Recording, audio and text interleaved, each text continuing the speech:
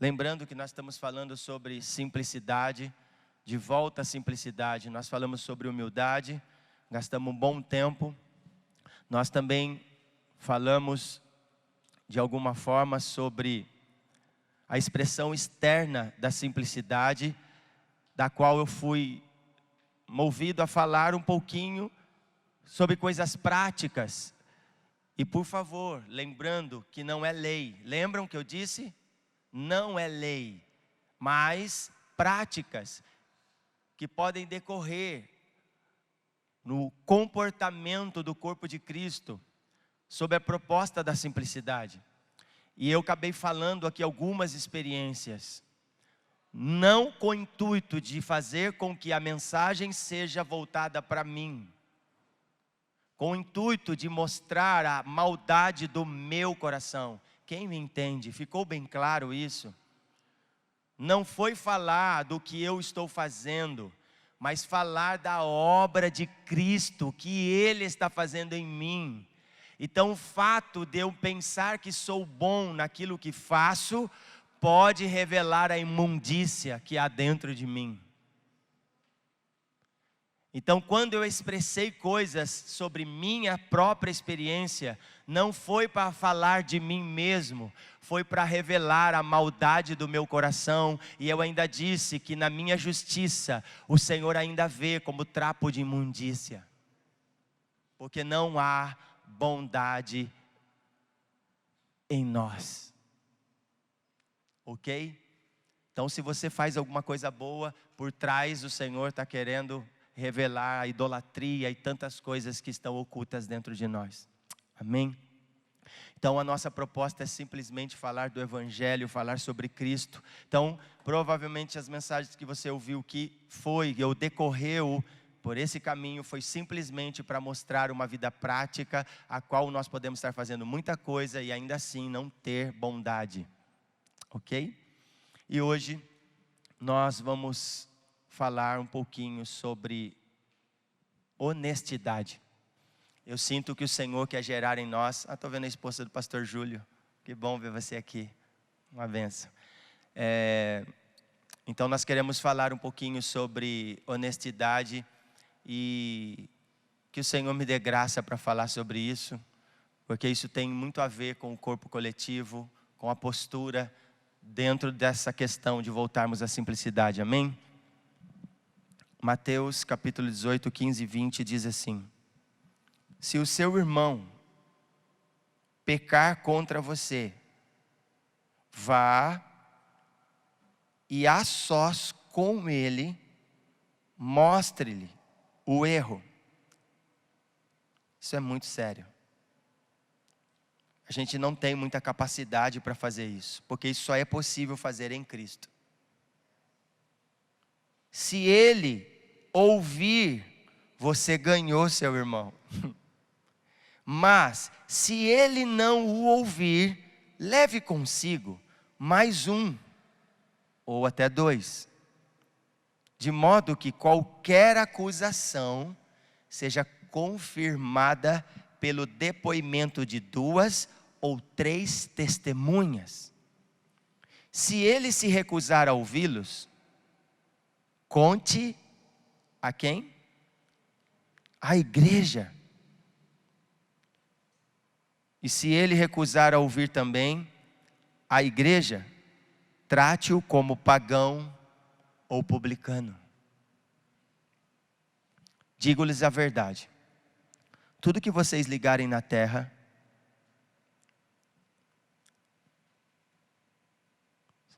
terá sido ligado nos céus, e tudo que vocês desligarem na terra terá sido desligado no céu.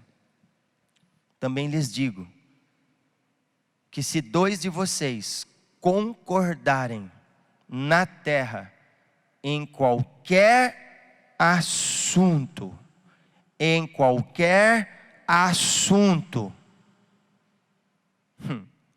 sobre o qual pedirem, isso lhe será feito por meu Pai que está nos céus. Pois onde se reunirem, não é um, tá?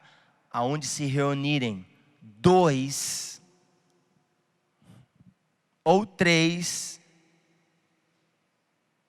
ou 10, ou 1000, que seja em meu nome, ali estou no meio deles. Ali estou no meio deles. Pode se sentar.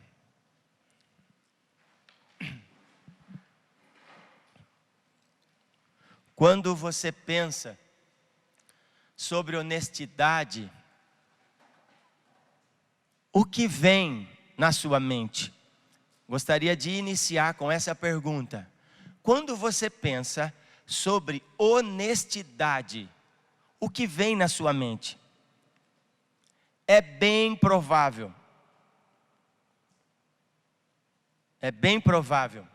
alguém pensar que seja simplesmente nós nos comprometermos com as nossas obrigações.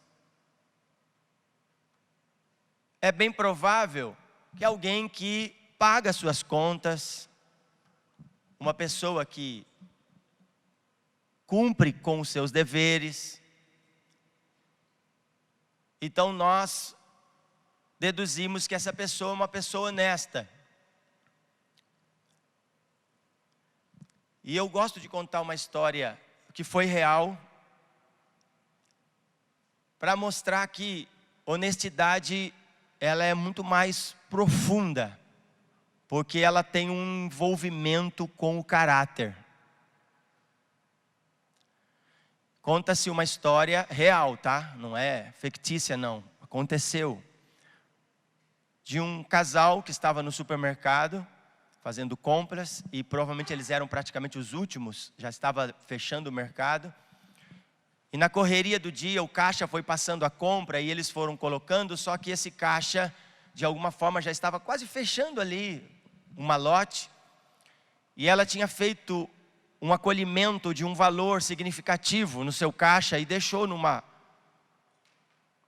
Eu sempre falo, num malote, obrigado. E na correria, eles foram colocando as coisas dentro da caixa para que fosse entregue para o cliente, para esse casal. E aí o mercado fechou e, enfim, o gerente deve ter ficado para fazer todo o fechamento. E esse casal foi para casa e logo em seguida recebeu toda a mercadoria, todos os produtos que havia comprado. E quando eles deram por conta, dentro do pacote estava um malote. E provavelmente não tinha pouco dinheiro, era um mercado muito forte na cidade.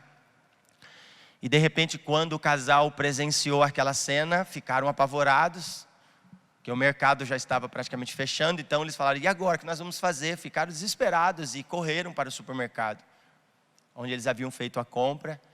Foram com o malote para devolver. E quando chegou lá, eles ficaram surpreendidos, estava cheio de polícia. Todo mundo preocupado, ninguém podia sair do mercado. Eu não sei se alguém já passou por essa experiência. É horrível. Quem que levou esse malote? O que aconteceu? Quem que roubou? E sempre um olhar voltado para, de alguma forma, os funcionários. E aí ninguém achava esse valor. De repente o senhor com a senhora chegaram e procuraram o gerente e disse, olha, nós fomos para casa e colocaram sem querer um malote, nós viemos entregar. Nossa, foi tipo assim, a chave do dia para eles, porque esse era o problema que estava acontecendo. Então, avisaram o gerente desceu e quando viu aquilo, abraçou eles. Ficaram assim, admirados, tamanha honestidade que o casal havia tido em relação a esse dinheiro, a esse malote. E eles todos apavorados lá e de repente o gerente chamou ele para dar uma entrevista pela televisão local da cidade. E quando o gerente todo feliz, empolgado de ver a honestidade daquele casal, quando convidou eles para fazer parte dessa entrevista, eles rejeitaram, falaram, não, Não, obrigado, nós só queríamos devolver, não, nós não queremos parecer, fazer algo público. E aí o gerente começou a insistir, não, mas isso é algo notável, hoje é muito difícil isso acontecer de pessoas tão honestas assim. Nossa, e o gerente muito empolgado foi levando eles para a televisão. Eles falaram, não, por favor, nós não podemos. Ele falou, mas por quê? Por que você está tão assim preocupado de dar uma entrevista dessa conosco? Ele falou assim, porque a mulher que eu estou não é minha esposa. Na realidade é minha amante, e a minha mulher não pode ver. A minha pergunta que fica, houve honestidade nesse tipo de gente? Nesse tipo de caráter? O mercado todo se empolgou com a honestidade daquele homem, mas havia ainda nele um homem mau caráter. Porque a honestidade, segundo as Escrituras, é mais do que cumprir nossas obrigações. Vira para o teu irmão e diga para ele, honestidade é muito mais do que cumprir obrigações. Na verdade, as Escrituras dizem que o nosso dever deve ser sim, sim, não, não. O que passar disso é procedência maligna. Eu não dei o endereço, eu apenas falei o texto bíblico, que a forma como nós devemos andar é sim, sim, não, não. E olhando para essa proposta da honestidade, e vocês vão entender por que eu estou dizendo. Porque como nós podemos tocar alguém se há uma trave nos nossos olhos? A palavra vai dizer que no nível de honestidade, nós precisamos primeiro tirar a trave que está nos nossos olhos. Porque tirando a trave que há nos nossos olhos, nós vamos conseguir, Fabiano, enxergar bem o cisco nos olhos do nosso irmão. E isso tem um apontamento para essa proposta do Evangelho. O Evangelho, ele é honesto. A honestidade, porque tem um apontamento para o caráter de Cristo. Cristo é um homem perfeito. Não foi encontrado nele maldade alguma.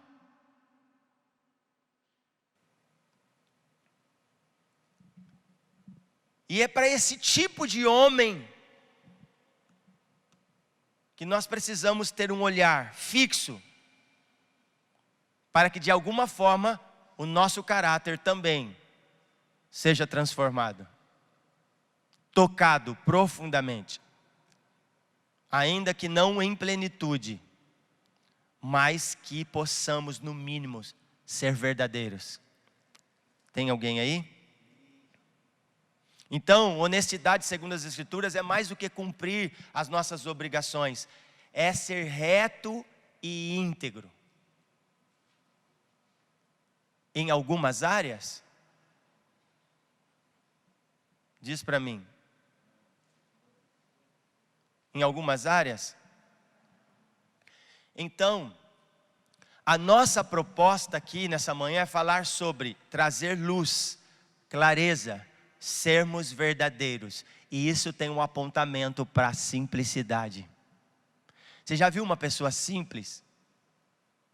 Como ela fala a verdade, doa o que doer, porque ao que está sendo gerado dentro da pessoa, que está alcançando esse lugar, e que quer ser sincero, quer ser verdadeiro a partir daquilo que foi introduzido pelo próprio Cristo. Por isso que falar sobre honestidade, dentro daquilo que lemos, você vai perceber que isso tem um apontamento de zelo com entendimento. Percebe que essa reunião, ela começa no particular. Depois ela é elevada para um nível aonde vai haver testemunhas. Porém, com a rejeição daqueles que se submetem, isso vai ser levado para um corpo corporativo não, para uma realidade corporativa. Então isso gera em nós um santo temor, porque, para falar a verdade, a igreja, não estou dizendo algumas, porque eu acredito que talvez algumas estão vivendo isso, mas de uma forma geral, as igrejas não vivem essa realidade. Porque talvez ainda não haja em nós honestidade. Tem alguém aí? Talvez nós ainda não somos honestos. Por quê? Porque nós conseguimos resolver problemas que na realidade não resolvem. Sempre com outrem e nunca com a pessoa. A gente consegue sentar na mesa e falar do outro, mas nunca conseguimos aproveitar a mesa para falar a verdade. E dentro da realidade da proposta que Cristo espera do seu corpo, uma das coisas que Ele está desejoso é que haja em nós honestidade. Você vai ver que nós vamos ter que assumir uma responsabilidade, ser mais responsivo com aquilo que estamos ouvindo. Por isso eu peço que essa palavra agora, que o Espírito Santo gere em nós um santo temor. E isso a partir de mim. Isso a partir da minha casa. Isso a partir das minhas relações. E eu não estou inventando nada aqui, eu estou com muito temor e eu quero falar apenas a partir das Escrituras. Falar sobre honestidade é mais do que pagar nossas contas, é muito mais que cumprir nossas obrigações. É ter caráter, é assumir a natureza do Filho de Deus. Jesus nunca mentiu.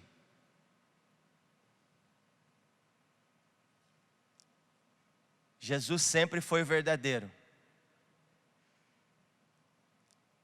Ainda que isso implicasse em perder alguns membros da sua comunidade. Jesus fala tanto a verdade a partir da relação que ele tem com o seu Pai, que enquanto ele falava, o discurso se tornava pesado, Vitor. Tão pesado,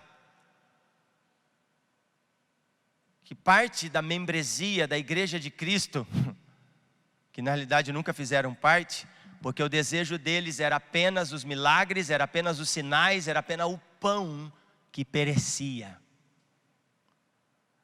Que os próprios discípulos, que futuramente se tornariam apóstolos, indagam Jesus e sempre Pedro um pouquinho mais ousado, sempre errando, mas havia uma proposta sobre ele. O próprio Cristo vai dizer: Pedro, o que você ouve, o que você faz, você não entende, mas um dia você vai entender.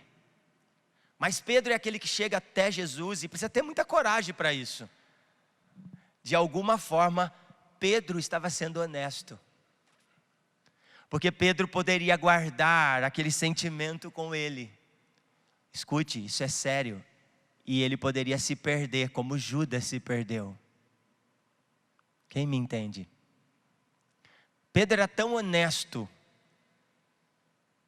que ele chegou em Jesus e falou: Jesus, o discurso está pesado demais. Tipo assim, não está agradando as pessoas, estão percebendo? Alguns estão até dormindo.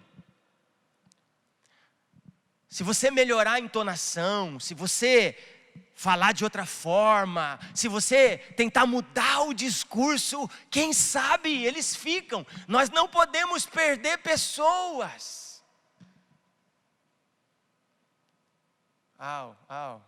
Espero que o Espírito Santo queime teu coração. Nós não podemos perder os membros. Olha, essa pessoa vai ficar, não está legal o discurso, Jesus, vamos mudar?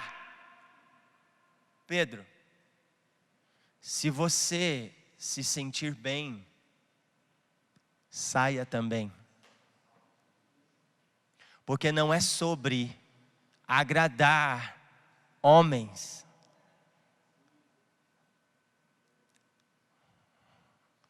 Vocês distorcem, porque vocês não creem em mim. O discurso precisa ser pesado mesmo. Mas o discurso é para aqueles que vão sustentar a mensagem.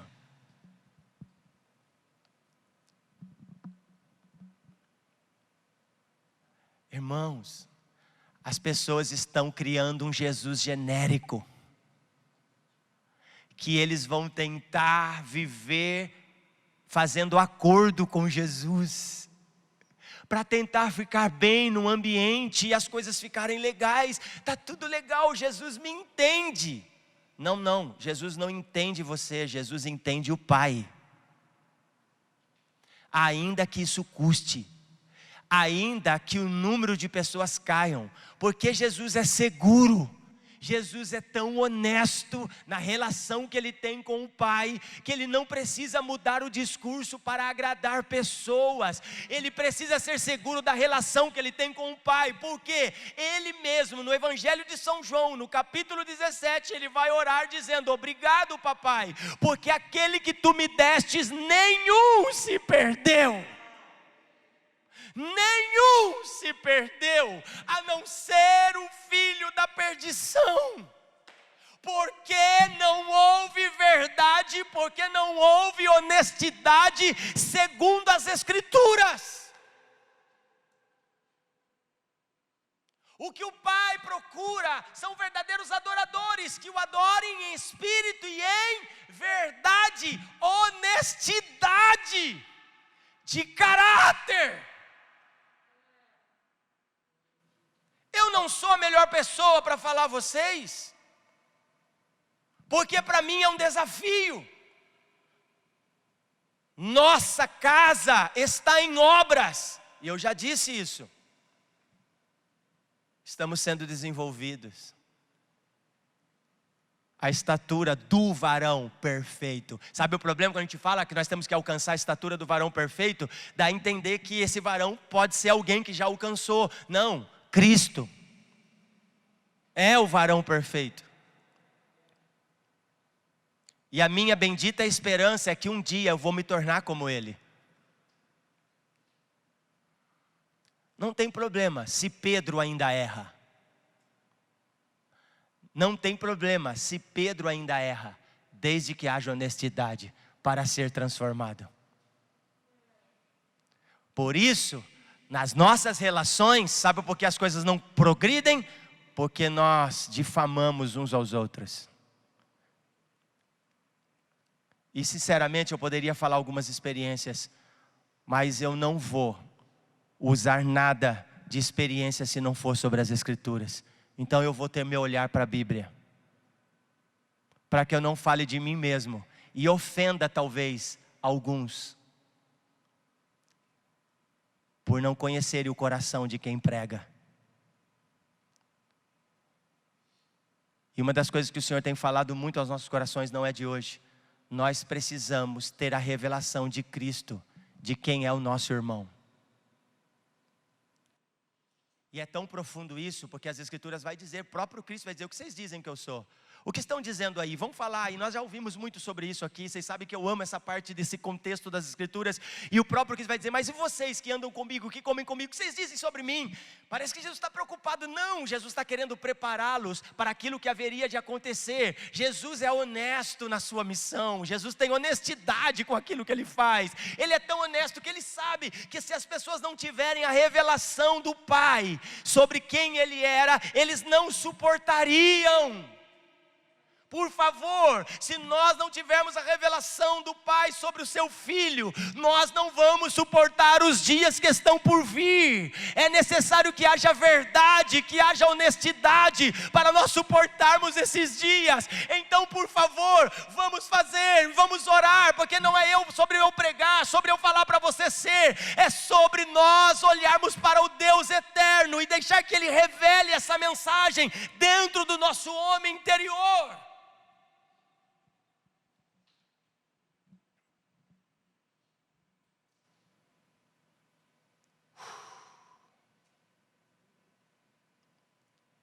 O Senhor quer batizar homens e mulheres nesses dias com batismo de honestidade.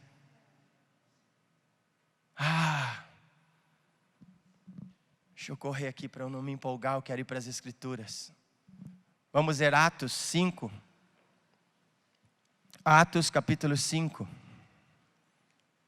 Em vez de eu ficar falando experiências do nosso cotidiano, para que ninguém se sinta ofendido, então vamos para as Escrituras em Atos capítulo 5, vamos olhar para a Bíblia, pelo menos estamos pregando a Bíblia, e não sobre nós mesmos. Atos.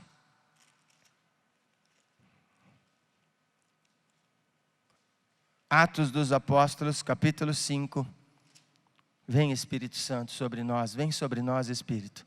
Enquanto eu ler as Escrituras, faça com que os nossos corações compreendam a essência daquilo que você está querendo comunicar nessa manhã. Senhor, eu não consigo em mim mesmo, não há capacidade em mim, não há nada em mim, tudo está em você. Então, enquanto nós estivermos lendo, faça com que a palavra exerça autoridade sobre os teus filhos. E aqueles que têm olhos para ver, que vejam, os que têm ouvidos para ouvir, que ouçam. Em nome de Jesus. Atos 5, versículo 1 ao 11, quem encontrou? Olha o que diz. Um homem chamado Ananias, com Safira, sua mulher, também vendeu uma propriedade. Olha isso, ele reteve parte do dinheiro para si. Sabendo disso, também sua mulher, a mulher sabia? A mulher sabia que ele tinha feito? Sim ou não? E o restante levou e colocou aos pés dos apóstolos. Então perguntou Pedro: Ananias, irmãos, nós precisamos de uma igreja cheia do Espírito Santo para identificar essas coisas. Nós precisamos de honestidade a tal ponto para identificar essas coisas. Isso é muito sério. Eu falo, meu Deus, como a igreja precisa do Espírito Santo para ter o olhar tão profundo como Pedro. Imagina, o camarada leva uma oferta alta, não foi pouco. E Pedro olha para aquilo e ele vai ter uma percepção a ponto de tratar essa realidade. Mas é Deus movendo. Pedro teve uma percepção do Espírito e foi indagar. Mas aí o Espírito veio com força. Por isso, quando nós falamos sobre avivamento, é tremendo. Mas, por favor, o mesmo Espírito que ressuscitou Dorca é o mesmo Espírito que matou Ananias e Safira. Então, tem um monte de gente lá, queremos avivamento. Se prepara. Porque quando o avivamento chegar, essas coisas vão voltar no seio da igreja. Pessoas podem cair duras, mortas. Porque se não conhecer quem é Cristo, você pode ofender com Ele. Vamos lá? Ele reteve parte do dinheiro, versículo 2, para si, sabendo disso também sua mulher, e o restante levou e colocou aos pés dos apóstolos. Até aqui está tudo bem, ninguém sabe, eu fiz algo escondidinho aqui, e eu vou, provavelmente isso tudo aconteceu porque eles mentiram. Eles levaram uma parte falando como se fosse tudo, e não foi, separaram uma parte, reteve. Então perguntou Pedro, versículo 3, Ananias, como você permitiu que Satanás enchesse o seu coração, ao ponto de você mentir aos apóstolos, ao pastor da igreja, aos irmãos, é isso? Mentir ao Espírito Santo e guardar para si uma parte do dinheiro que recebeu pela propriedade. Ela não lhe pertencia, ou melhor, ele está fazendo uma pergunta, ela não lhe pertencia?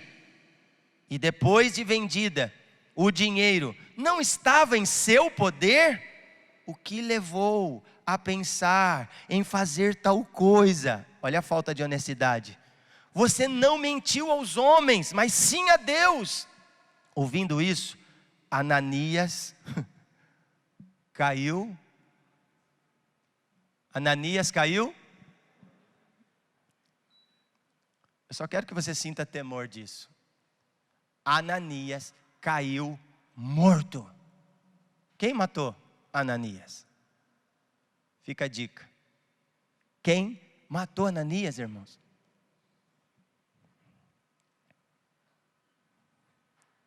Deixa eu achar o versículo que eu estou aqui agora. Me ajudem aí. Ouvindo isso, Ananias caiu morto. Grande temor apoderou-se de todos os que ouviram o que tinha acontecido. Então os moços vieram, envolveram seu corpo, levaram-no para fora e o sepultaram. Meu Deus, eu fico tentando, por favor, tenta pensar nessa cena. Cerca de 3 horas mais tarde, entrou sua mulher, sem saber o que havia acontecido. Meu marido não está vindo, o que aconteceu? Não voltou para casa, deixa eu ver o que aconteceu. 3 horas depois, Pedro lhe perguntou, diga-me, olha isso, irmãos. Foi esse o preço? Olha a verdade agora vindo, ó. Pedro está sendo mais profundo. Diga-me, foi esse o preço que vocês conseguiram pela propriedade? Olha, irmãos. Qual foi a resposta dela? O que ela acabou de fazer? Puxa.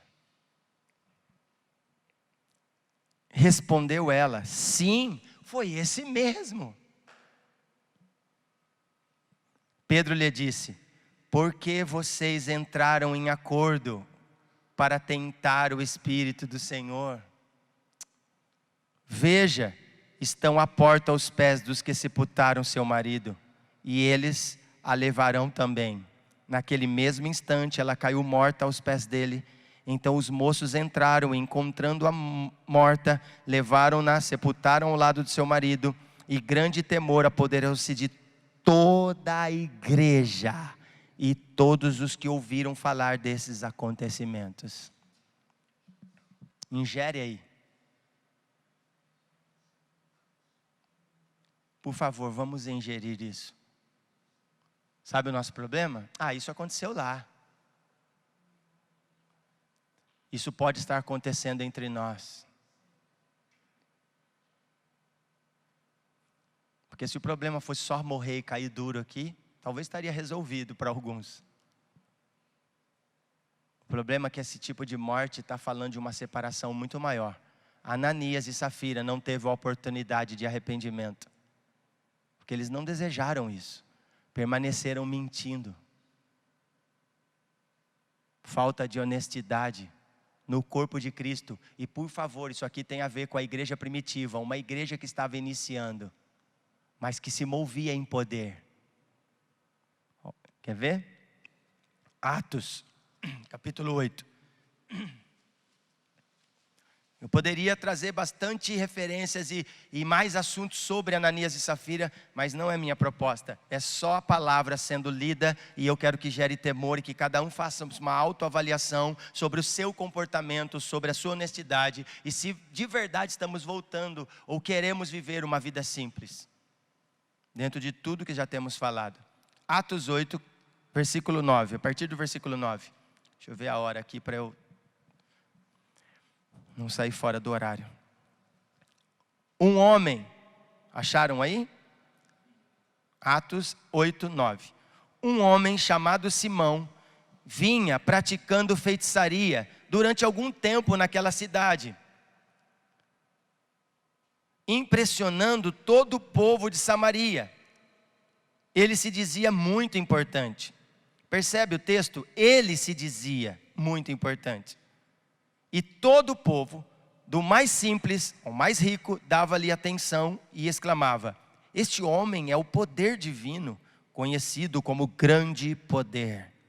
Eles o seguiam, pois ele os havia iludido. Guarda isso. O que é a palavra iludido, irmão? Enganado. Faltava honestidade.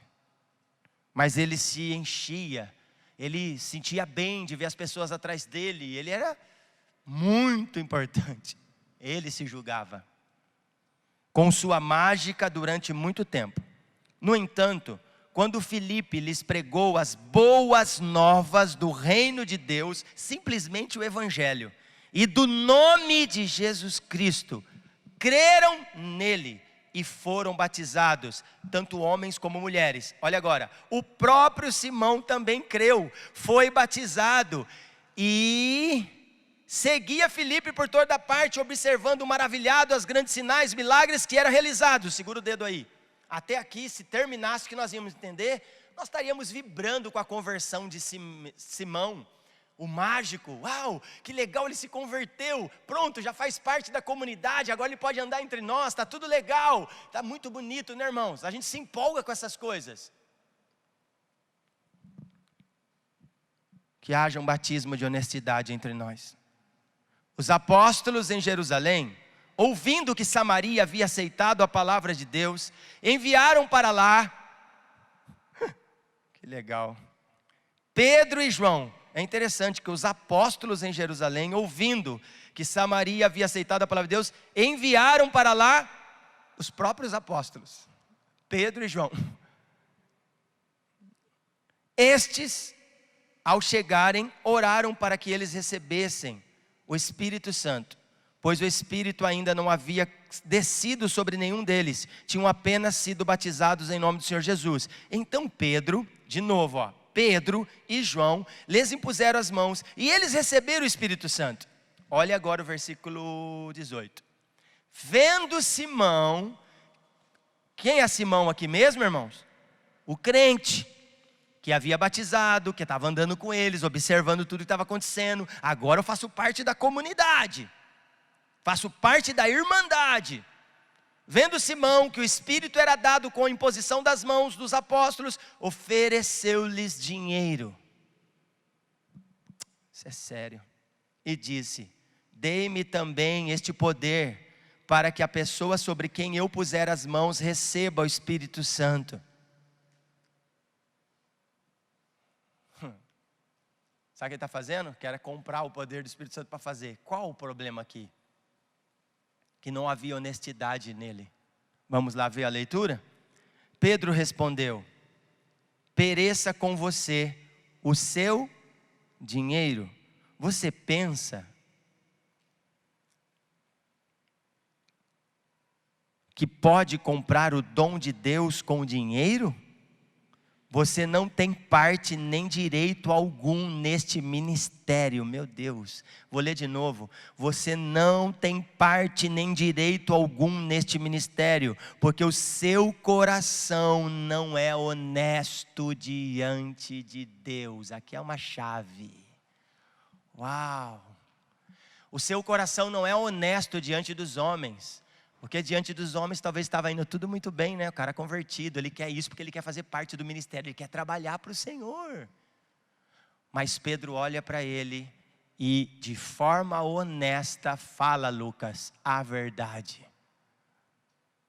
Você está cheio de amargura e preso pelo pecado.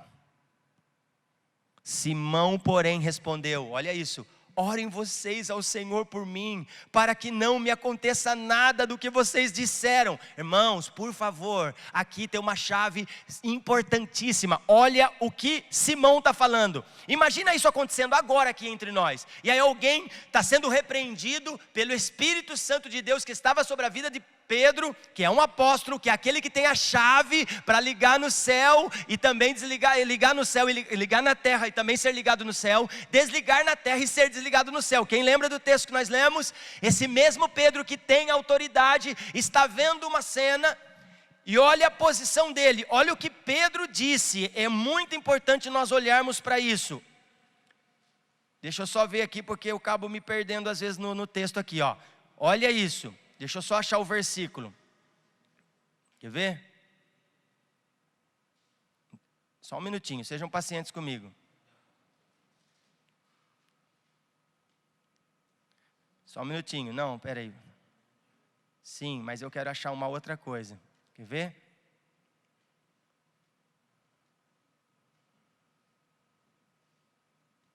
Meu Deus, onde que está aqui? Deixa eu achar aqui. Você e seu dinheiro, você não tem parte no dinheiro, deixa eu ver, não é dinheiro de Deus. Aqui, versículo 22, ó.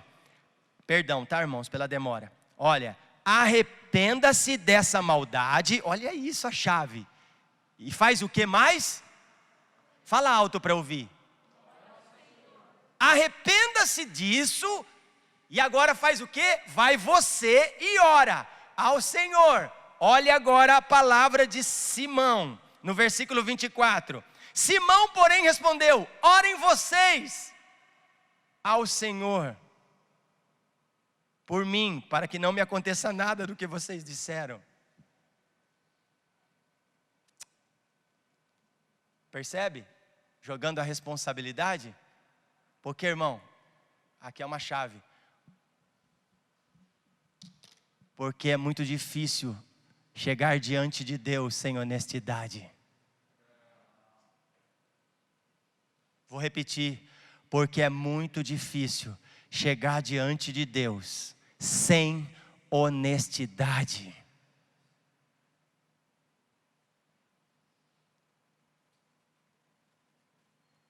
Sabe que implica? A Bíblia não vai falar mais. Mas segundo alguns estudiosos dizem que provavelmente Simão não se arrependeu. De verdade. E quando você vai pensando nisso, honestidade tem muita ligação ao arrependimento. Então, honestidade não é só pagar suas contas, queridão. É viver um estilo de vida de arrependimento diante do Senhor. E se isso acontecer, você não será aprovado pelos homens, mas será aprovado diante de Deus. O Senhor quer nos batizar com espírito de honestidade nesses dias. Porque isso tem um apontamento para uma vida simples. Mais do que eu pregar aqui, irmão, por favor, eu não sou... Eu sei que muitos podem dizer, pregar é fácil, está lá pregando. Não. Não é fácil mesmo. Porque mais do que pregar para vocês, é eu saber que eu preciso ser honesto agora. E que eu sei que eu não consigo em mim mesmo.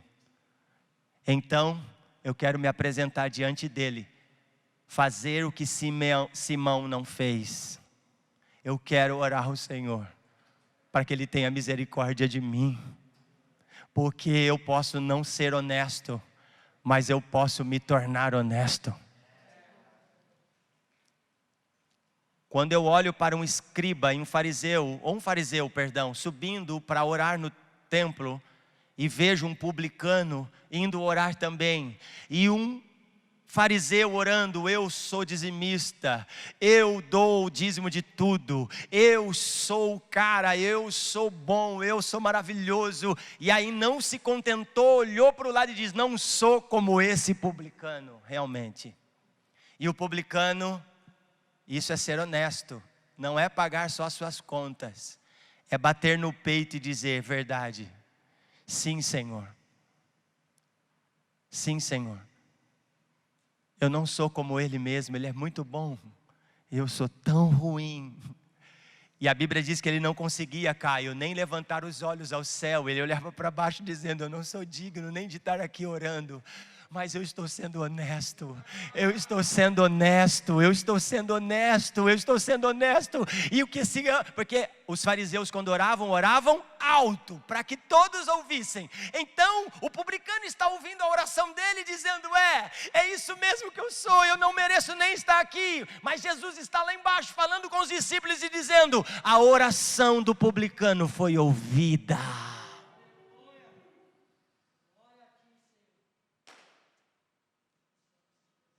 A oração daquele pecador no olhar do fariseu foi ouvida. Porque honestidade é você se enxergar a tal ponto que não consegue ver honestidade. Porém, em arrependimento, o Senhor expressa honestidade diante do trono dele e dos seus olhos.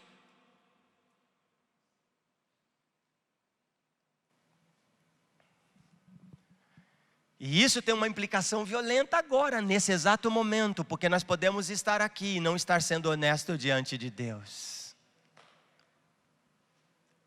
Tem alguém aqui? Nós podemos estar aqui agora, tudo muito bonitinho, mas não estarmos sendo honestos diante de Deus. Meu irmão, percebe? Não é sobre eu estar aqui, ter uma boa aparência e pregando uma linda mensagem, que eu nem sei se está sendo linda. O que eu quero saber é se há honestidade no meu coração. Irmão, é isso que vai implicar. Porque posso falar a verdade? Todos aqui podem me julgar agora. E podem condenar o que eu estou falando. Mas sabe, eu preciso ter tanta convicção de que diante de Deus, diante dele eu estou sendo honesto. Sabe o que vai acontecer? Não importa o que os homens estão dizendo. Sabe por quê? Porque o dia que o Senhor quiser, Ele me remove desse ambiente. Porque Deus ainda mata, se você não sabe. E esse apontamento tem a ver com o que está acontecendo com Ananias e Safira. Tem muito a ver com a prestação de conta. Porque aqui é Pedro falando e o Espírito matando. Mas vai chegar o dia que nós seremos separados. Nós não. Mas serão separados aqueles que não forem honestos. Por isso que eu falo, a palavra honestidade, ela não tem muita força para nós hoje. Por quê? Primeiro porque não há honestidade.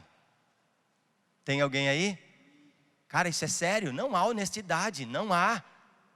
Nós mentimos, nós falhamos, nós não falamos a verdade, nós não temos coragem de encarar as pessoas, nós não somos honestos. E posso falar, nós não somos honestos no nosso trabalho, porque nós tentamos fazer algo simplesmente para os nossos patrões, para os nossos superiores ver, para ficar bem com eles, mas não há honestidade aqui dentro, sempre temos maldade dentro de nós. O que o Senhor está dizendo é que quando nós tivermos honestidade diante dEle, nós seremos aprovados por Ele. E eu poderia dar exemplos aqui, irmãos, um monte, mas eu ainda quero ficar com as Escrituras. A igreja, que horas são? Vou tentar andar aqui, se der 11 horas vocês me falam aí, eu quero parar, tá bom? A igreja primitiva tinha suas prioridades no devido lugar. Fala isso comigo, a igreja primitiva tinha suas prioridades no devido lugar. Fala mais uma vez, a igreja primitiva tinha suas prioridades no devido lugar. Era mais importante pregar a palavra do que conseguir o apoio de pessoas ricas e influentes no mundo. Estou orando ao Senhor para que Ele nos dê honestidade, para nós não flertarmos com essa realidade, para tentar fazer o nosso mundinho ficar um pouquinho melhor. Escute, a sua honestidade diante do Senhor vai fazer você perder amigos.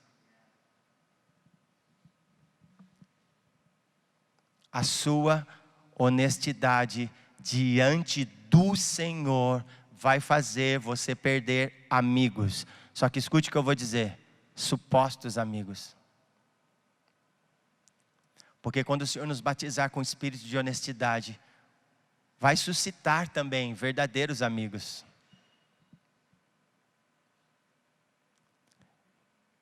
E não amigos de fazer a nossa vidinha ficar melhor. Amigos que vão estabelecer a proposta de um reino vindouro. Para receber uma honestidade encarnada entre nós. Que vai governar todas as coisas em justiça. Você consegue olhar para Jesus nesse momento e ver um homem justo que vai vir governar e que pessoas irão se revoltar contra o seu governo? E que Jesus, como leão da tribo de Judá, vai matar essas pessoas? Isso vai ofender muitas pessoas. Porque estão ouvindo uma mensagem que Deus é amor, que Deus é legalzinho. Você acha que Deus vai fazer isso? Você acha que Deus vai matar? Porque Deus não tem prazer na morte do ímpio. Deus não tem prazer na... Sim, claro que Ele não tem. Ele quer que o ímpio se salve. Mas Deus é honesto. Se Ele não poupou nem o filho dele, porque pouparia a mim. Lê as Escrituras, você vai ver que Deus já estava pronto para matar Moisés, irmão. Porque ele não estava em obediência ao Senhor e ele quis agradar um pouquinho a realidade do ambiente que ele vivia. E a mulher dele vai dizer: tu és um homem sanguinário. Porque se ele não tivesse feito, e a mulher foi lá e circuncidou o menino, porque se ela não fizesse, Deus ia matar Moisés. Não brinca não.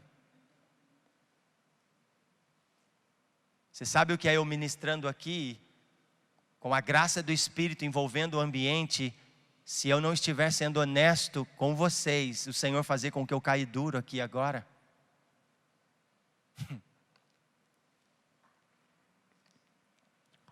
O que devemos fazer quando outro cristão peca contra nós ou nos faz tropeçar? O que devemos fazer quando alguém peca contra nós e às vezes até nos faz tropeçar? Qual seria a melhor forma de andar em honestidade mediante a esse padrão?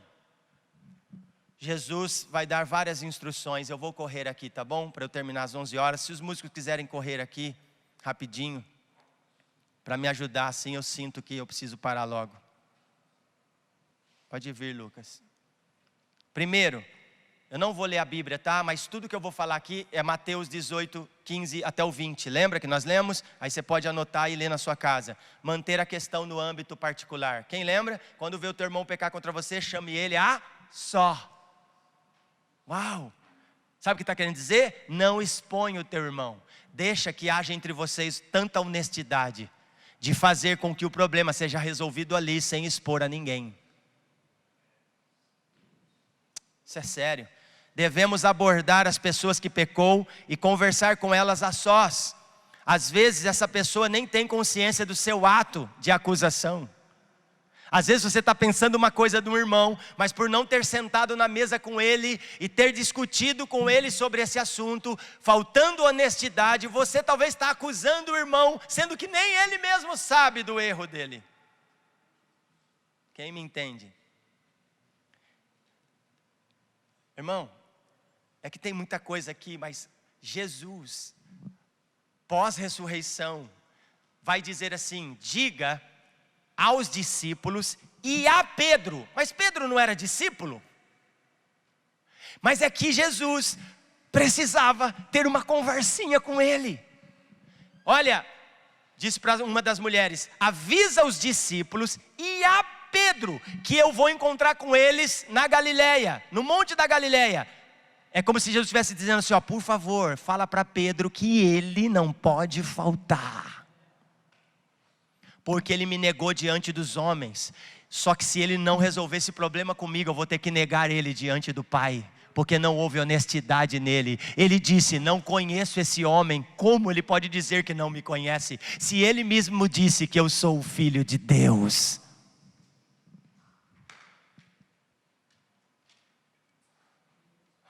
Mas Jesus ama.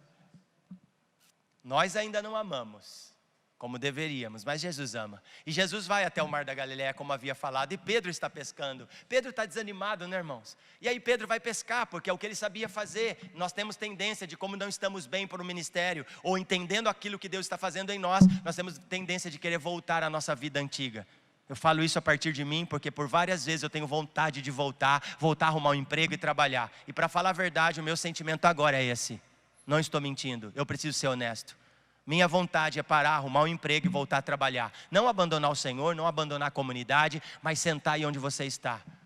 E por favor, continue orando por mim, porque se for isso que Deus queira de mim, eu quero sentar, irmãos, estou sendo sincero. E não se escandalize, porque eu sei que alguns estão chegando agora dizendo: meu Deus, meu pastor. Não é sobre mim. Não quero que ninguém coloque expectativa sobre mim. Existem pessoas melhores do que eu para assumir isso. E provavelmente isso vai acontecer. Não sei se amanhã, não sei se daqui 1 ano, daqui 10 anos, mas vai acontecer. Eu estou ciente disso, porque eu quero ficar dentro da minha casa e cuidar da minha filha, do meu filho e da minha esposa. Eu quero. O Senhor sabe, eu estou sendo honesto diante de Deus. Amém? Apesar que não é sobre mim. Mas Jesus vai ao encontro de Pedro, e aí Jesus vai tratar com ele: tu me amas? Tu me amas? Vocês conhecem a história, né? Tu me amas? Tu me amas? Sim, Senhor, te amo. É aquela conversa de Pedro. Sabe o que é isso? Jesus é honesto, Vitor.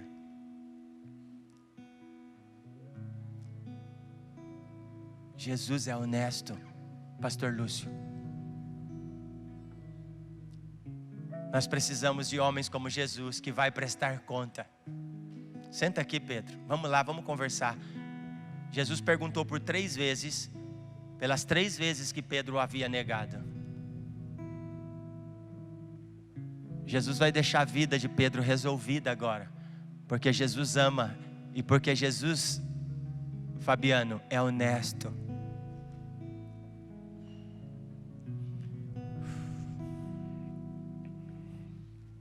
O nosso dever é ajudá-la a chegar ao arrependimento, e com essa atitude a pessoa pedir perdão. Por favor, vou repetir: o nosso dever é ajudar as pessoas a chegar ao arrependimento, e com essa atitude pedir perdão. O que Jesus está fazendo com Pedro? Levando Pedro a um lugar de arrependimento. Só que você vai ver que as escrituras vão dizer que Pedro se arrependeu, lembra? E fez o que depois? Chorou amargamente. Mas está tudo resolvido? Está tudo bem para Pedro? Não. Se tivesse, Jesus não ia pedir para que ele participasse daquela reunião. E Jesus chamou ele no cantinho, deu para ele pão, peixe e mel. Come, uma mesa, comunhão. Uma mesa que ninguém preparou, o próprio Cristo. Ele perguntou: tem peixe aí? Não pegamos nada. Joga a rede do lado direito. Jogaram, saiu com muito peixe. Chegou lá, tinha fogo, peixe e pão e mel. Da onde? Jesus é honesto. Agora vamos tratar o assunto, Pedro. Você me ama? O que você acha que essa pergunta fez dentro de Pedro, irmão? Elias, o que essa pergunta causou dentro de Pedro? Tu me amas, Pedro? Imagina, Jesus tinha acabado de ressuscitar, e Pedro olhando para ele, o Cristo ressurreto diante dele, falando: meu Deus, o que eu fiz para esse homem? Eu disse que eu não conhecia ele. Senhor, tu sabes que eu te amo, talvez não o suficiente como talvez eu deveria. E Pedro está sendo quebrado, Fabiano, e Jesus está restaurando Pedro, porque Jesus é honesto.